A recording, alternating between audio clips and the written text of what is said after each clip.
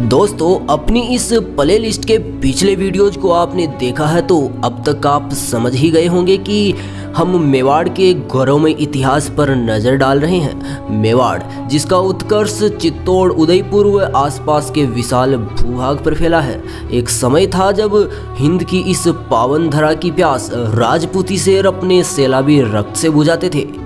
अब तक ज्ञात तथ्यों के आधार पर यह माना जाता है कि भगवान रामचंद्र के पुत्र कुश के वंशज गुहादित्य ने 566 ईस्वी में मेवाड़ पर गुहिल वंश की नींव डाली। इसके कुछ सालों बाद महेंद्र द्वितीय के पुत्र राजपूत मेवाड़ी शेर कालभोज बप्पा रावल ने 734 ईस्वी में मौर्य राजा मान मौर्य को पराजित कर यहाँ गहलोत वंश का परचम बुलंद किया और हिंद के साथ साथ ईरान, अफगान, बलूचिस्तान जैसे तमाम मुल्कों में घुसकर जिहादी लुटेरों से लोहा लिया। इसके बाद अल्लट व जैतर सिंह महाराज जैसे वीर योद्धा भी इस वंश में हुए, लेकिन इनके गौरवमय इतिहास के स्रोतों को मिटा दिया गया। अतः आज के इस वीडियो में इसी कुल घराने के सम्राट, सूरवीर, स्वाभिमानी, महापराक्रमी महाराज रावल रतन सिंह के बारे में हम देखने जा रहे हैं। महारावल रतन सिंह जी का जन्म 13वीं सदी के मध्य रावल वंश के राजपूतों में चित्रकूट यानी आज के चित्तौड़गढ़ में हुआ। पिता समर सिंह की मृत्यु के बाद सन 1302 में चित्तौड़गढ़ की गद्दी के कार्यभार का जिम्मा रावल रतन सिंह जी ने संभाला। अब सिंहल द्वीप की राजकुमारी राजा गंधर्वसेन की पुत्री पद्मावती के विवाह संवैर की खबर जब रावल रतन सिंह को लगी तो मेवाड़ की वीरता का परचम बुलंद करने के लिए रतन सिंह सिंहल द्वीप के लिए निकल पड़े। यद्यपि उनकी पहले से 13 रानियां थी, इस चित्तौड़ी सिंह ने राजा मलखान सिंह को पराजित कर रानी पद्मावती के साथ फेरे लिए और चित्तौड़गढ़ चले आए। रानी पद्मावती के लिए यह माना जाता है कि उनकी अलौकिक सुंदरता का बखान करने के लिए तत्कालीन कवियों ने भी हथियार डाल दिए थे। बहरहाल, रतन सिंह के दरबार में राघव चेतन नाम का एक संगीतज्ञ था। राजा रतन सिंह की शादी के बाद राघव चेतन पद्मावती की सुंदरता का दीवाना हो गया था और वो छुप छुप कर पद्मावती को देखने जैसी ओछी हरकतें करने लगा। एक दिन पद्मावती को आशंका हुई कि उसे कोई देख रहा है तो उन्होंने अंधेरे में ही चाकू फेंक कर मारा और उठाने पर देखा तो उसमें खून लगा हुआ था।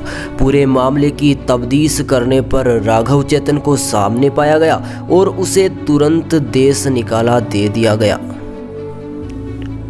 अब राघव चेतन प्रतिशोध की आग में जलने लगा, लेकिन कोई चारा न देख उसने अलाउद्दीन खिलजी से मुलाकात की और अलाउद्दीन के सामने रानी की सुंदरता का बखान किया।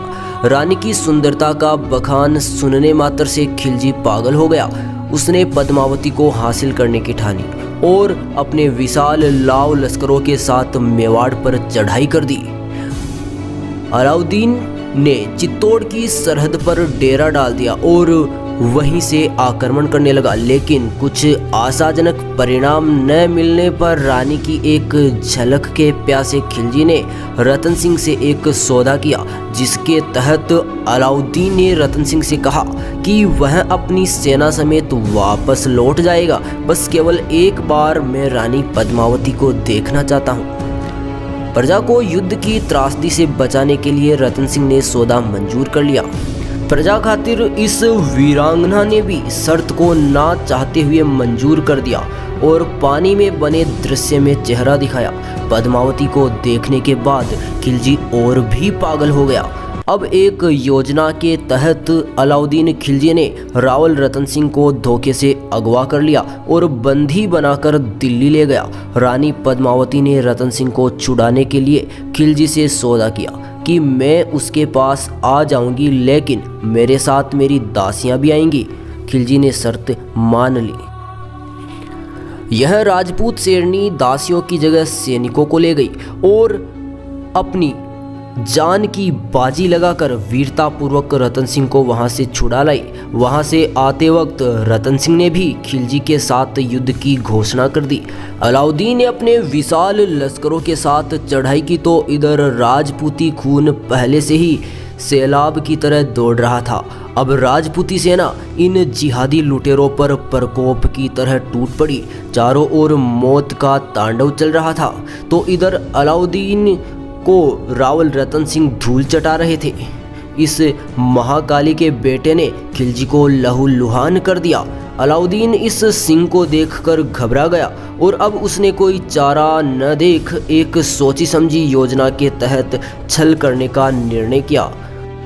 उसके एक इशारे पर पीछे से तीरों की बौछार इस महावीर को छलनी करने लग गई, लेकिन ये राजपूती खून आखिरी कतरे तक तेजाब की तरह कहर ढाता रहा और कुछ समय बाद माँ भारती ने अपने एक लाडले को गोद में ले लिया।